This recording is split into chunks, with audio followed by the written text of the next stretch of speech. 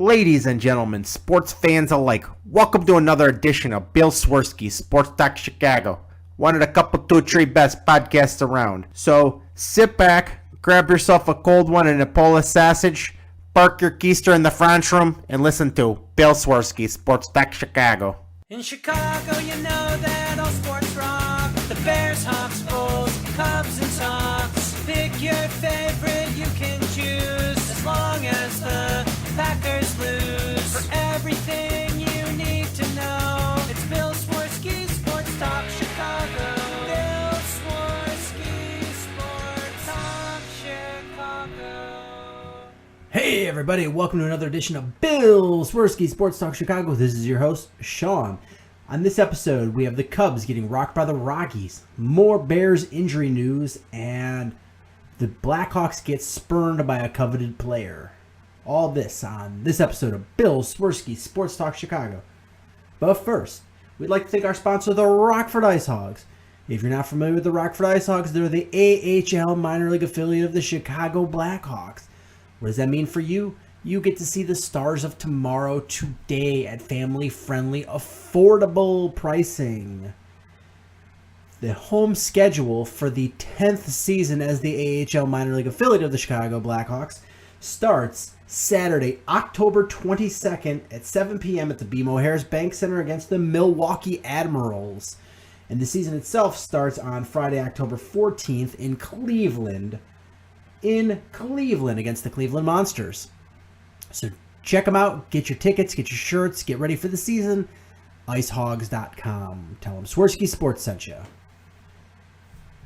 All right, folks. We're going to start this episode off with the Blackhawks. We're going to move to the Bears. Then we'll end up with the Cubs. No White Sox or Bulls talk this time around. I want to keep semi-positive here. So, we talked about this a couple weeks ago. Jimmy Vesey, he was the NCAA standout player, the reigning Hobie Baker Award winner, and he is a free agent, able to sign with anyone he'd like, and he was down to a few finalist teams. And the Blackhawks made their hard push, bringing in Patrick Kane to in on it, then offering to put him on the top line with Jonathan Taves and Marian Hossa, which has got to be just a dream come true for any young hockey player. For all you young hockey players out there.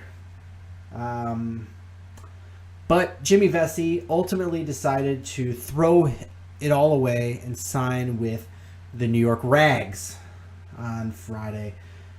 It ended what has been dubbed on Twitter as hashtag VeseyWatch. So what does that mean for the Blackhawks?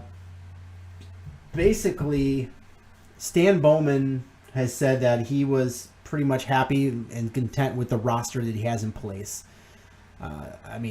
If they had the opportunity to add Jimmy Vesey at an entry-level contract, of course they're going to do that. Of course they're going to offer him the contract and try to bring him in. But, they're pretty much happy with the roster as is. So I don't see them going out and adding anybody. Both Bowman and Coach Q stressed the importance of searching within the organization to fill any holes that they might have, which means you're probably going to have plenty of opportunity for guys like Ryan Hartman, Tyler Mott, Nick Schmaltz, et cetera, to fill some of these gaps that they have.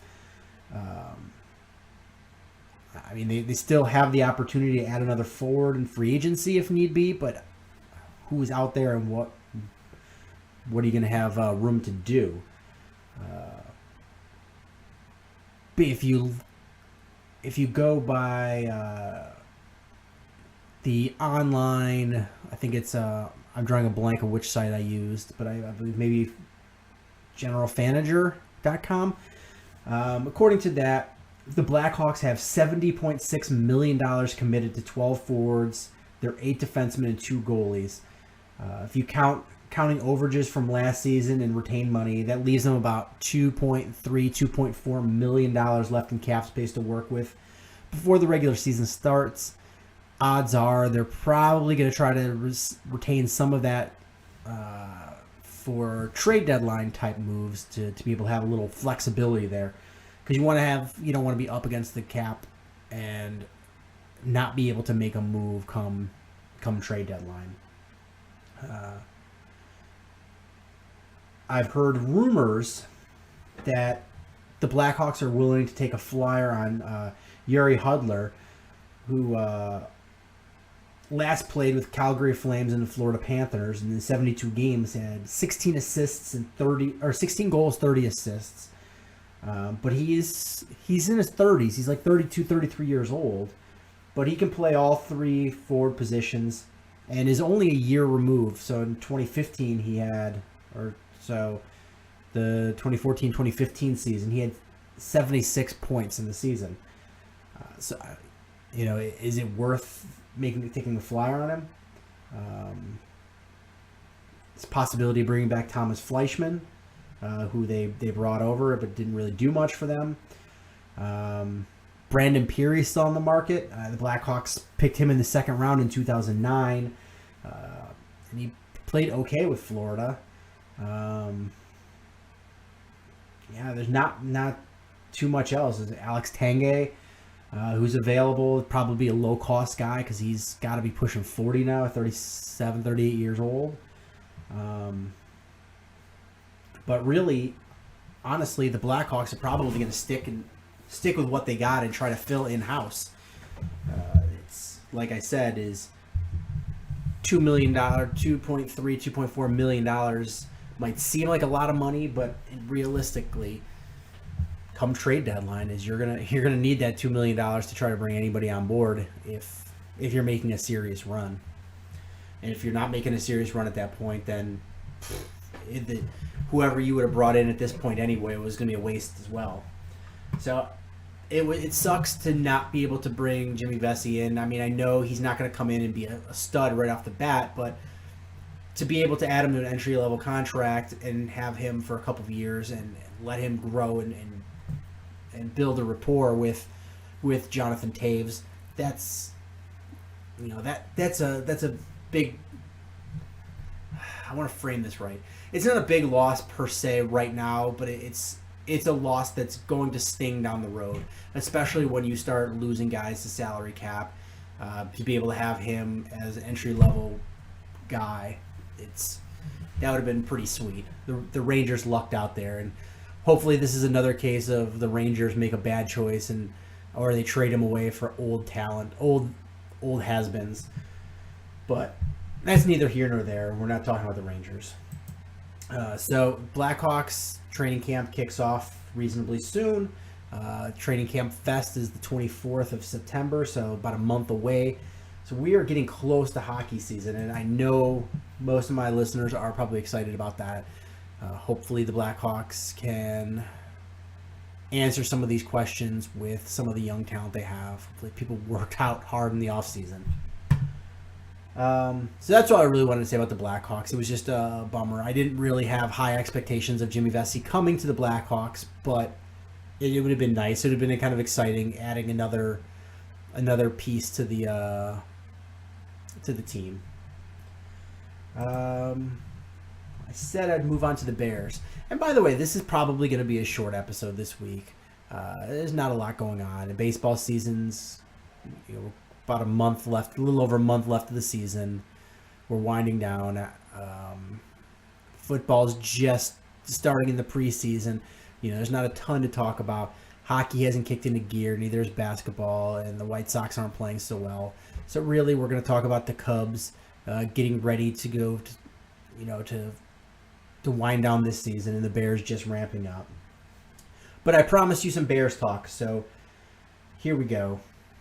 We talked about last week the whitewashing that the Bears got at the hands of the defending Super Bowl champion Denver Broncos. It was a pretty bad performance. I mean, there was some ups and downs, but it was a pretty poor performance. A lot of incomplete grades because the offensive line just looked terrible. And you really thought that the Bears would give a better showing this coming week against the New England Patriots, even though the New England Patriots are a really good team as well. You figure that the Bears would have another week to kind of analyze what the hell went wrong last week and put things in place and try to correct it. And they had a couple of practice days against the New England Patriots before the game. And that always goes a long way. I mean, look, last year they got a chance to... Well, I mean, back up for a second. What happens is when you're playing your offense versus your defense, you never get a good gauge of exactly where you are because you never have two good performing units. If the offense does well, that means that the defense didn't play so well. The defense plays well, it means the offense didn't play so well. So it's hard to gauge when you play against yourself.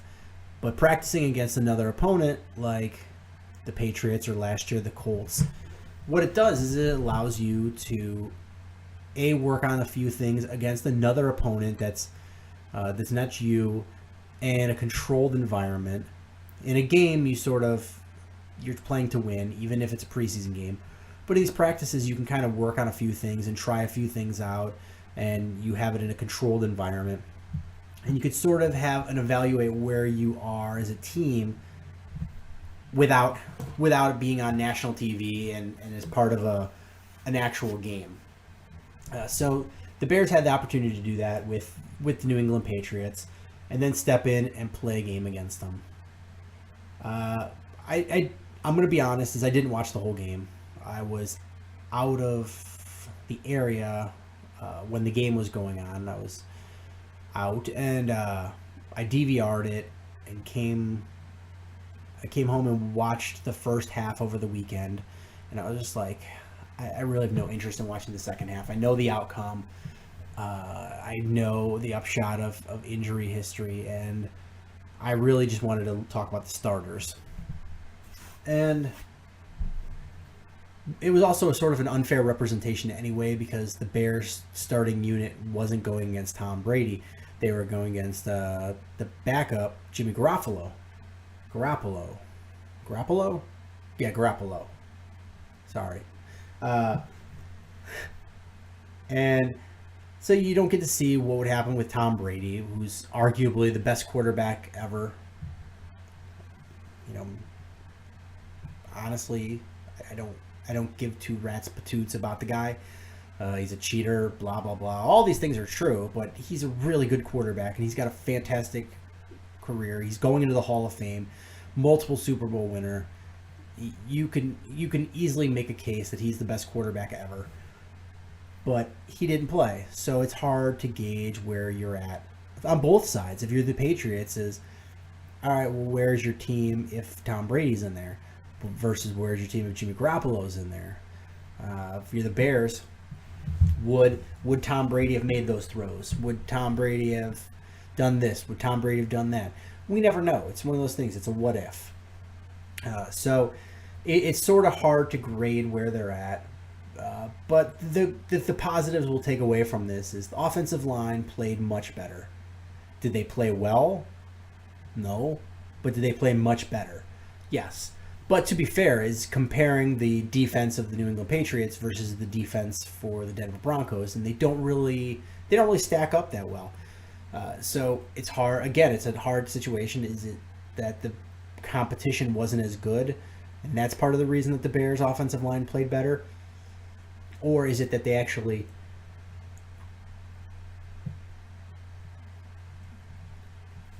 came in and worked hard during the week and corrected some of the things and went from there? Again, never know. But the Bears' offensive line looked fairly decent. There was way too many penalties called on them for my liking, and a few situations where Bobby Massey, the Bears' free agent acquisition, let Kyle Long's brother, Chris, come barreling through.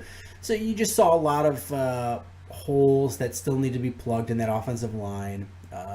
No continuity per se, and too many penalties. So it wasn't a great game by the offensive line, but it was clearly much better. You saw better performances by the running backs. You actually got to see the offense go into gear because they had time to throw. Jay looked okay. He had some missed throws here and there, but overall okay. Some good decision making. Throw the ball away, no mistakes. Alshon Jeffrey looked fantastic. He just abused the defensive backs for New England. Kevin White hasn't really done much so far in the preseason. Running backs looked all right. And then defensive-wise, is the defensive front seven looked okay, but the defensive backs are just a shambles.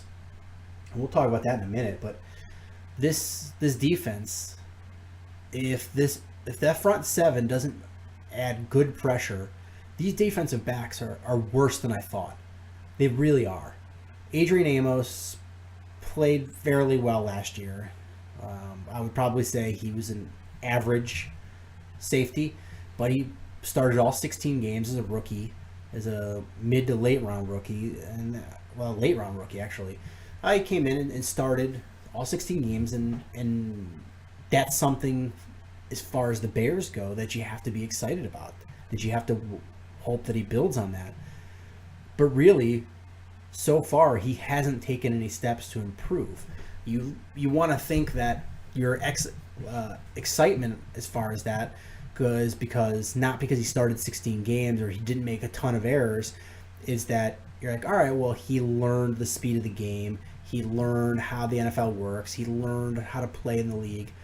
And now that all those things are out of the way, he can actually focus on getting better and make more plays and be a ball hawk and go out there and create turnovers and break up passes, etc., instead of just being vanilla. And so far, we haven't really seen that. We haven't seen that at all. So that's a little bit frustrating because the whole safety backfield is wide open for competition. We're looking at the depth chart for that right now, and Adrian Amos is the most experienced guy. Well, yeah, Przezinski, but Adrian Amos is the most experienced guy in a Bears uniform, and you have Harold Jones-Quartey, who's a heavy hitter but is still inexperienced as his starting mate, the other safety, with Deion Bush, the rookie, running second team with Chris Przezinski. And then you've got DeMontre Hurst and DeAndre Houston Carson as the third team. So there's not a lot of experience and not a whole ton of talent there. And it's just a wide open competition of who's going to start there. Cornerbacks, not any better, especially if you consider injuries in here. You have Kyle Fuller, who you pray was going to take a big step in his third year, and instead hurts his knee and is going to be out for several weeks and may not play in the beginning of the season. But you wind up with Devontae Bowsby as your starting cornerback in the game against New England. I'm not knocking Devontae Bowsby, but the kid he's a second-year undrafted rookie out of Pittsburgh State, and he's your starting cornerback as of right now.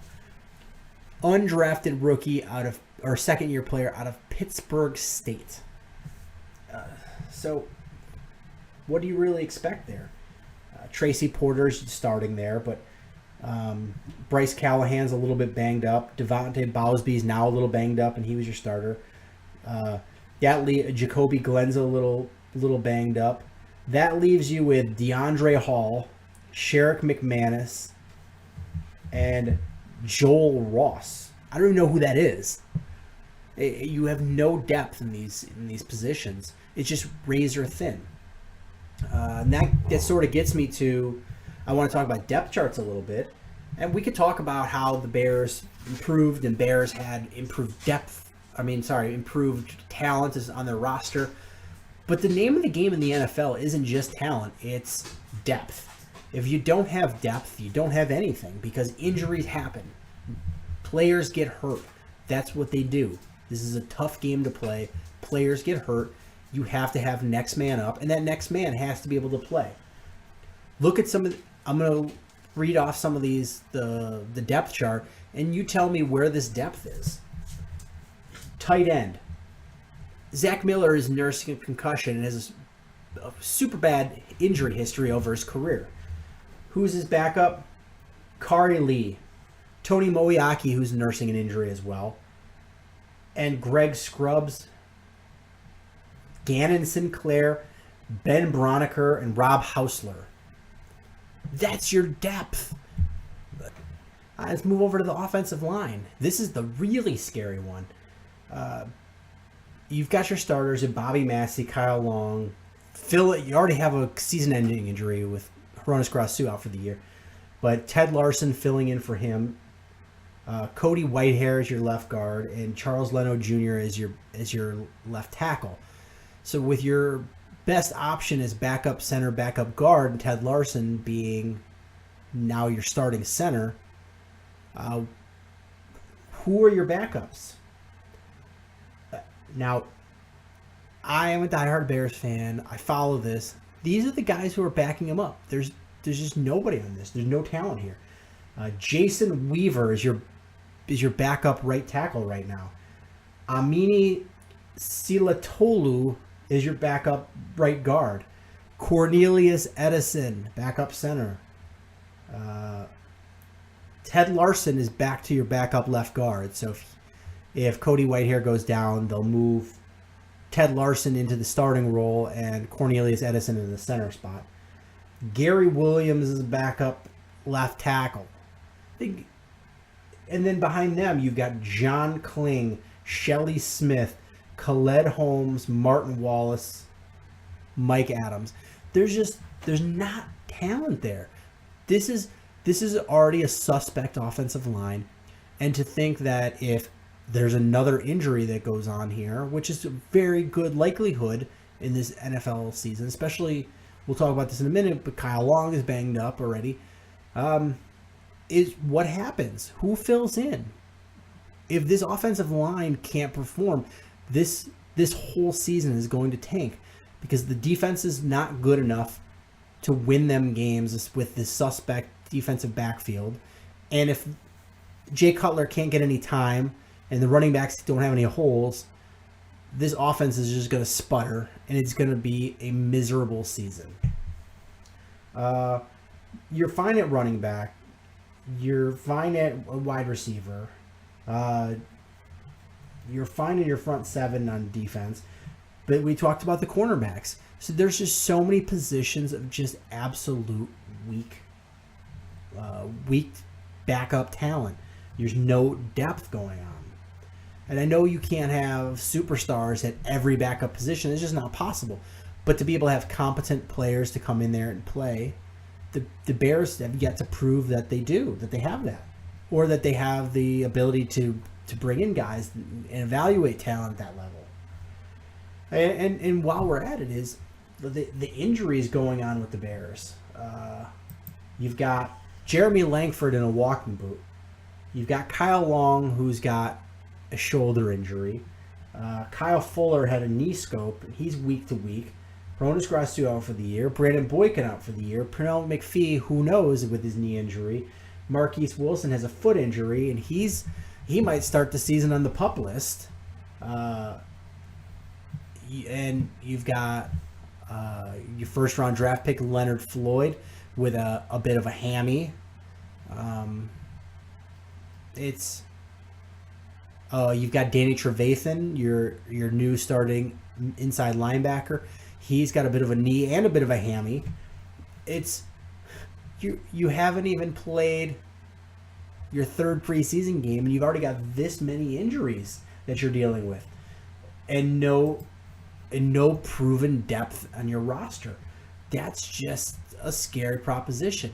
Again, I haven't done my analysis of what I think the Bears' record is going to be. I'm going to do it after Game 3 of the preseason, which is this Saturday against the Chiefs. But right now, it's not looking so hot. And the Bears keep wanting to say that this is not a rebuild. But based on the expectation of who's going to be the starters going into this season for game one of the regular season, there's going to be so many different players that weren't starters as of last year. I'm going to name some starters from last year that aren't going to be starters this year. Matt Fort, it might have some of them because they don't play on the team anymore, some of them because they don't play in the league anymore, and some of them because they've been replaced by other players. So Matt Forte was a starter last year, gone. Martellus Bennett, gone. Jerron Bushrod, gone. Will Montgomery, gone. Matt Slauson, gone. Jordan Mills, gone. Janoris Jenkins, gone. Jay Ratliff, gone. Christian Jones, now a backup. Shea McClellan, gone. Jared Allen, retired. Alan Ball, gone. Kyle Fuller, injured. Antrell Roll, gone. That's 1, 2, 3, 4, 5, 6, 7, 8, 9, 10, 11, 12, 13, 14 different starters out of 22. 14 out of 22 are going to be different. That's just unfathomable. Fathomable. That you can't call this a rebuild with what you're doing. I'm not hating on the Bears. I really do want to see positive steps forward, but there's just so many question marks that have to be answered. And one rumor I'm hearing is the Bears are actually trying to address that by their rumor is, I can't confirm or deny this, that after playing the week of practice in the game against New England Patriots, the Bears realize that they need to add a veteran depth at center, and that they might be interested in trading with the New England Patriots for either Brian Stork or David Andrews to be the starting center and move Ted Larson back to backup guard. I don't know how realistic that is, how likely that will be to happen, but that's one of the rumors that's out there. So the Bears have a lot of question marks, and they may have answers. I don't know. It's one of those things that's really hard to prove until they actually just prove it. And that proving it comes from having to be forced to put in one of these backups due to an injury or suspension or some other reason that the player can't play. And you put in your backup and see what he can do. But right now they're until they prove it, they're all question marks. That's all I really have about the Bears. We'll definitely have more next week because they'll play that third preseason game, which is the closest one to a warm-up for the season. We'll be able to evaluate more what it is that we expect from this team, the breakdown of where we think the Bears will be going into the season. And then that fourth game against Cleveland, the last preseason game, that's pretty much where all of the backups come in and try their best to show their worth and to win a roster spot. And that's when we'll talk about our expectations of the bubble. And honestly, may not even get to that because a lot of times after the game, before we even record, you'll see that the Bears they've trimmed their roster down and gotten it down to their 53-man. But next week, definitely we will break down each game of the season and sort of predict what the record will be and where they'll stand in the division. We'll have more, just because it'll be a more simulated game against the Chiefs, and it's a nice home game. And then finally, we're going to wrap this episode up with the Chicago Cubs. I'm going to talk about the games this week a little bit first, and then we'll talk about some of the bigger points. Started off this week with a day-night doubleheader against the Brewers, where Cubs won 4-0 behind a great start by Trevor Cahill, who pitched 5 innings with no earned runs, 2 hits, and it was a really needed, great pitching performance because of how light hitting the team was. And Trevor Cahill was actually one of the ones that knocked in a run for his own effort. And then to follow up the back half of the day-night doubleheader is the Cubs beat the Brewers 4-1 behind a great performance by Jason Hamill.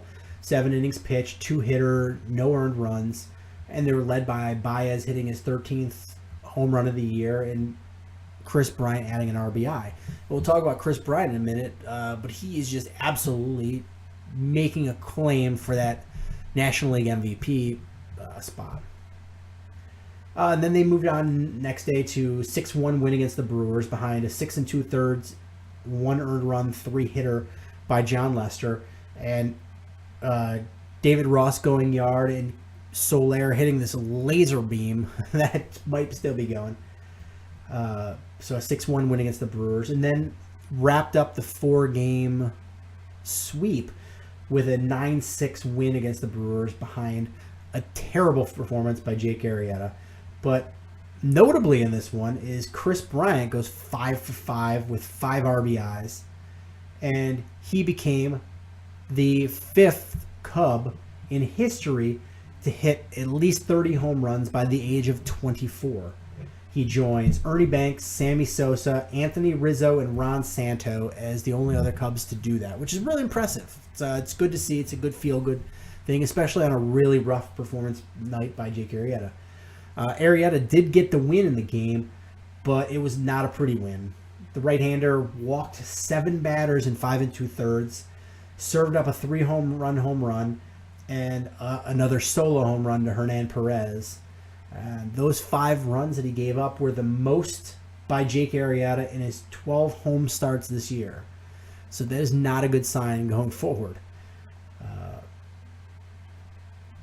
But the Cubs, again, did get the win and got that 4-game sweep, which is really nice. Even if it's against the Brewers, you got to take care of business and beat them and pad that record.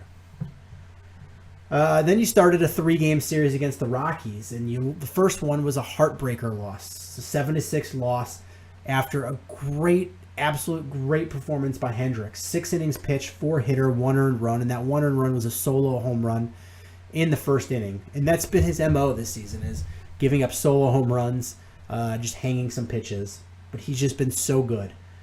And it sucks that he's not able to get that win because Travis Wood, Carl Edwards, and Aroldis Chapman come in to just blow that start and give up the loss 7-6. It's a rough way to lose. And then followed up with a Cubs 9-2 win against the Rockies, where Montgomery and Cahill combined to pitch a complete game, 2-run baseball game. Chris Bryant and Ben Zobrist both go yard to lead the Cubs. And then yesterday happened. This was an ugly game. The Cubs get blasted 11-4 by the Rockies. Jason Hamill just goes to crap with his pitching. He only goes 3 1/3, 10 hits, 2 walks, 6 earned runs, and the Cubs just get bamboozled. It's just the Rockies seem to have the Cubs number, and they're able to hit them. But Jason Hamill, it's a little bit of a scary thing because we're all so hesitant about Jason Hamill and what we're going to get out of him in the second half of the season. And he goes and pulls a thing like this. He earlier in the week he had a fantastic performance of 7 innings pitched with no earned runs against the Brewers, and then follows it up with 6 runs in 3 innings against the Rockies. It's Jekyll and Hyde. What are we going to get? I don't know. I know as Cubs fans we're banking on the fact that the 4-man rotation going into the postseason is probably going to be Arrieta, Lester, Lackey, and Hendricks. But who knows where Jake Arrieta is, because he's had some rough outings. His ERA is almost up to 3 right now. And John Lackey got moved to the disabled list. You might end up having to either rely on Trevor Cahill to be a starter or moving on to sticking with Hamill. And for the most part, Hamill's been great this season, but he just, every once in a while, he just absolutely implodes and blows up. And you can't have an outing like that in the playoffs. You can't just hand a game over. You might give up a couple of runs here and there, but you at least got to leave your team in a position where they can win. When you're down 10-2 or whatever the Cubs were down at one point, that's a hard road to come back from, even if it's early in the ball game. It's you just can't do that. What else about the Cubs? Oh, and that start by Hamill, that was the. Hold on, I'm doing a little math here. Oh.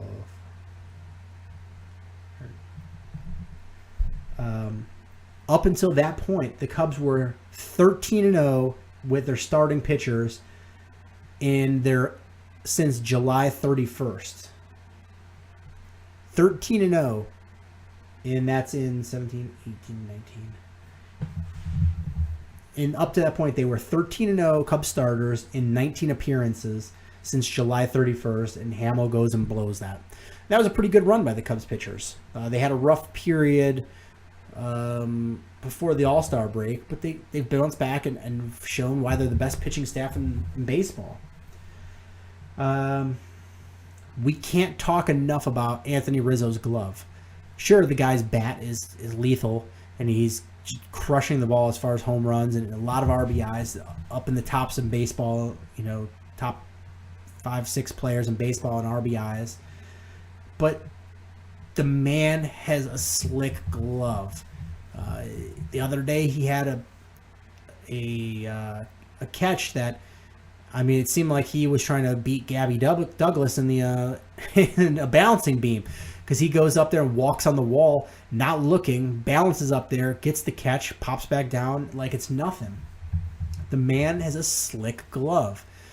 He's got a good height to him. He's able to jump up and huge range of motion to take away hits. It's phenomenal to watch. And there's so many slick fielding players on this Cubs team. Jason Hayward, absolute beast as a defender. Javi Baez, Addison Russell, Anthony Rizzo. There's just so many good defensive players on this team that's it's disgusting. And when you see them have a multi-error game like they did for Jason Hamill, then you sort of, well, what's going on? Why does this happen? But honestly, you just sort of have a rough frame of reference because this team has been so good in the field that you're not used to watching teams that are average or below average as far as fielding goes. So consider yourself lucky that you don't have to watch all these errors all the time. That when they do happen, it's an anomaly. Tommy La Stella. Tommy La Stella finally is reporting to the minors. He got a rehab start in Double-A. He's going to go report to Triple-A. And honestly, this is the best thing for the kid. He's going to get called up in about a week by the Cubs. So you just go down there and play for a week in Iowa. Get a few at-bats under your belt. And he's going to be an important cog for this team. When the postseason comes, you're not going to be facing the Brewers. You're not going to be facing the Braves. You're not going to be facing these powder puff teams. You're going to be facing the Giants. You're going to be facing Clayton Kershaw. You're going to be facing the national staff, possibly even the Mets staff if they can figure it out. You're going to be facing top pitching competition, and you're going to need as many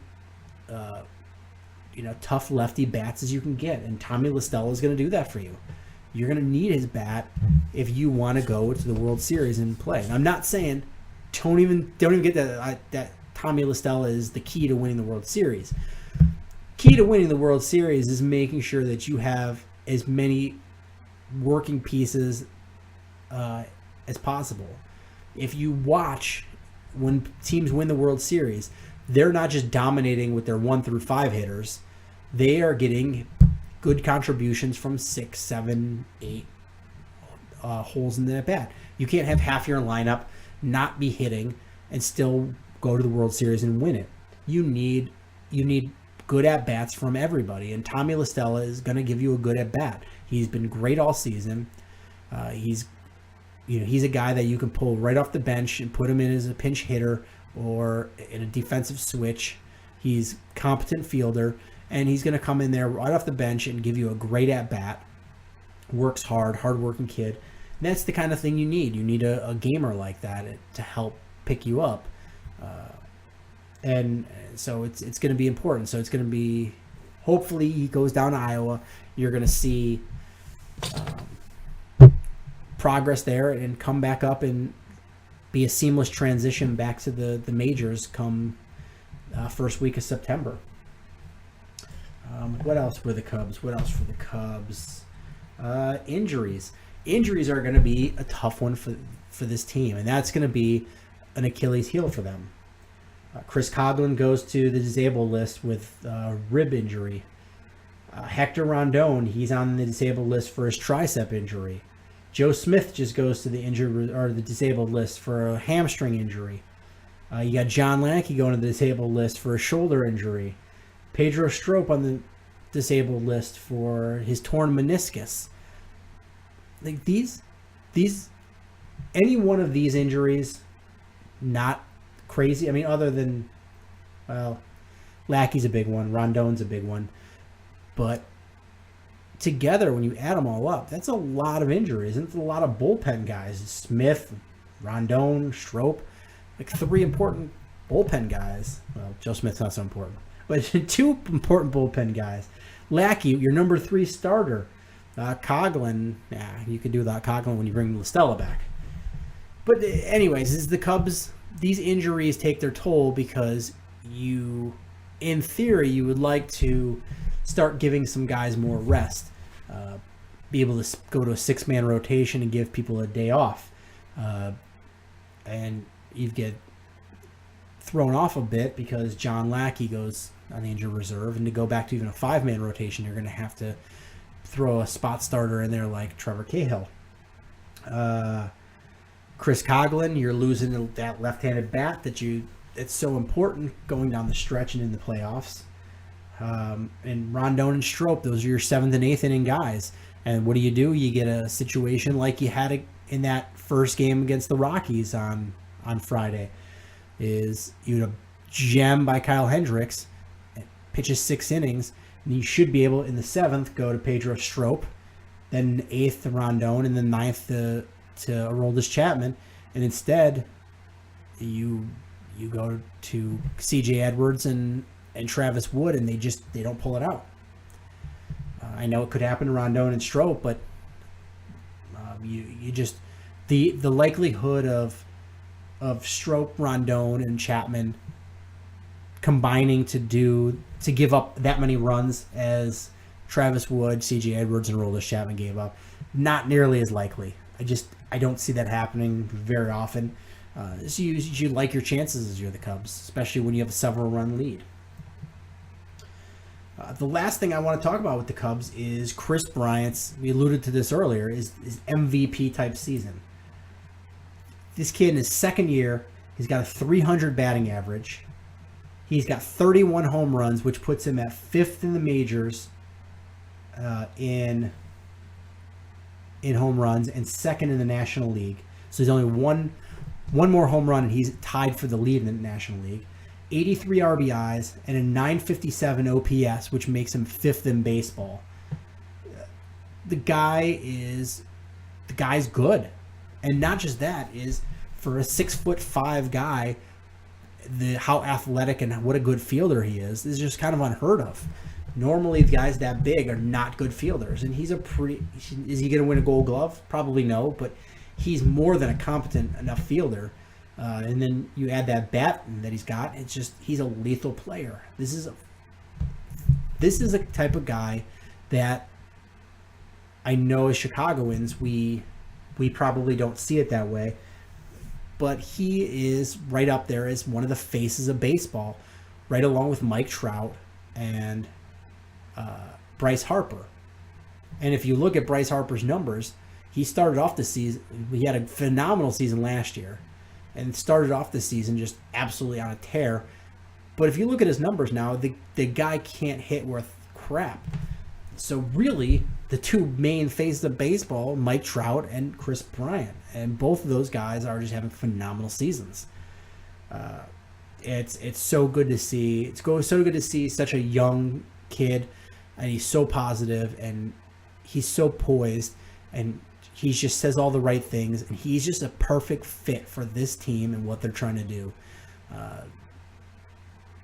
You see in the news right now, Darryl Strawberry and Doc Gooden and the problems Doc Gooden's having, and it harkens back to when the Mets were really good in the 80s and all the drug abuse and alcoholism, and sure, they had all these big personalities, but they were big personalities because of the drug use and the alcoholism.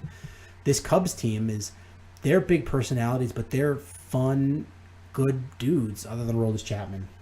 Anthony Rizzo, good dude. Ben Zobrist, good dude. Addison Russell, good dude.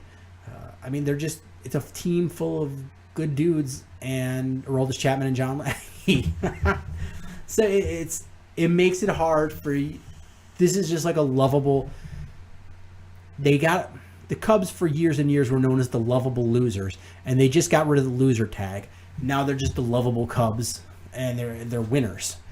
And you just hope that this is the team that can break the spell and finally bring home the Cubs a World Series championship, because this is the type of team that will go down in history. You can't get this young talent together like this very often. And not just young talent, because the Astros have a lot of young talent. There's a lot of teams that have a lot of young talent. But to have such young talent that are such personable dudes and good guys and such a fun locker room air about it, you don't see that very often. And it's so exciting to watch it and be a part of as a fan and actively seeing this every day. It's, as a lifelong Cubs fan, I'm so pessimistic and I'm so afraid of what's going to happen next and where the drama is going to come from, or where this injury is going to come that tanks this team, et cetera, et cetera. It's ingrained in me. You talk about the curse of the Red Sox, but Bill Buckner, the ball went between his legs. It did happen to Leon Durham too. We've had everything that could happen. The Bartman issue, which I don't blame on Bartman. I blame that on Alex Gonzalez and Moises Alou and Dusty Baker. But we've just had everything that could happen to this team. And right now, I'm finally going, you know what? I'm beyond that. This is a fun team to watch. It's a likable team. And no matter what happens, I'm excited to watch it. I'm excited. Hopefully this becomes a historic team. But regardless, this is one of the most fun Cubs teams I've ever watched in my almost 40 years of life. This is right up there with the Boys of Zimmer. Was that 89? This is right up there with that, maybe even surpassing it. It's a lot of fun to watch. And if you guys are Cubs fans, take a minute to put aside your anxiety and your nerves about the season. Don't be boastful. Just sit back and watch this team and enjoy it and be so appreciative of what we finally have here, that this is a good team, and it's not just a good team for this year. This is a team that's set up to be good the year after, and the year after that, and the year after that as well. So just enjoy it. And that's really going to do it for this episode of Bill Swerski Sports Talk Chicago. Thank you guys so much for listening. If you make sure you subscribe, however you listen, iTunes, Stitcher, YouTube, blah, blah, blah, etc. Share it with your friends. If you have any questions, hit us up on any of our social media, Twitter @Swerski Sports, SwerskiSports.com, Facebook.com/Swerski Sports, and we'll discuss it. If you want to be on the air, let me know as well. And make sure you share with your friends. And until next time, bear down. Cubs win! What a lucky break! The good Lord wants the Cubs to win! We thank Ditka and God for all they have provided. Cubs win! Cubs win! Cubs win! Oh, I don't want her. You can have her. She's a Packer fan. She can't fit in my van. And she looks like number New Yorkers. Smoking crack is not legal on the plains. Bears 31 to -7. The Bears. Oh, when the bears go bearing down.